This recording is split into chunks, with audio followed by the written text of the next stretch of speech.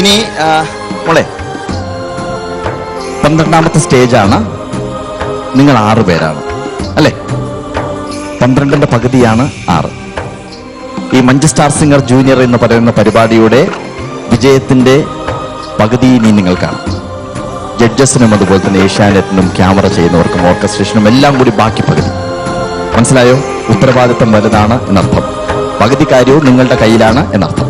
പങ്കള് നിങ്ങളുടെ കയ്യിൽ ഓരോ കാർഡ് തരാം. വിഷ്ണു പിടിക്കും. ആതിര, സാധിക, വിഷ്ണു, ബിന്ദുജ, ശ്വേത.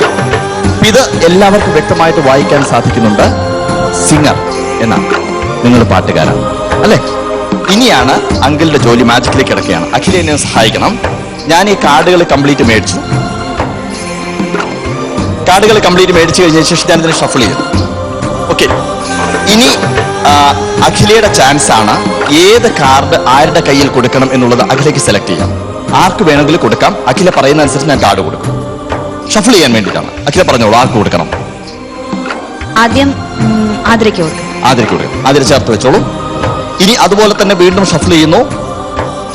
ഇനി അഖിലേക്ക് വീണ്ടും പറയാം ആർക്കാണ് കൊടുക്കേണ്ടത് എന്നുള്ളത്. വീണ്ടും പറയാം. ഞാൻ ഷഫിൾ ചെയ്തുകൊണ്ടിരിക്കുകയാണ്. ശ്വേത. ഷുവർ, ശ്വേത. ഓക്കെ, ഒരിക്കൽ കൂടി അടുത്ത card. This one. Vishnu. Vishnu, വലിയ വിഷ്ണു.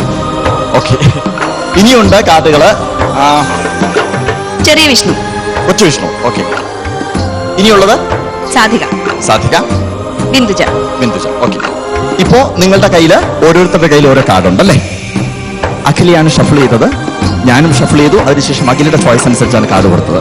മാജിക് നടക്കാൻ പോകുന്നത് ഒരിക്കൽ കൂടി സിംഗർ എന്ന് പ്രത്യക്ഷപ്പെടാൻ പോകുന്നു. എങ്ങനെയൊക്കെ ഷഫിൾ ചെയ്ത് കഴിഞ്ഞാലും ഞാൻ 1, 2, 3 എന്ന് പറയുമ്പോൾ ടേൺ ചെയ്യണം. Okay, 1, 2 and 3. സിംഗർ ഒന്നില്ല, കുഴപ്പമില്ല. നിങ്ങൾ സിംഗർ മാത്രമല്ല, നിങ്ങൾ അതിനകത്ത് ഏറ്റവും മുകളിലായിട്ട് വിരൽ അതിനകത്തേക്ക് ഇൻസേർട്ട് ചെയ്യുക. ആ ഹോളിൽ ഒരു കാർഡ് ഉണ്ടാവും അല്ലെ? ആ കാർഡിനെ പതുക്കെ പൊക്കിയെടുക്കുക.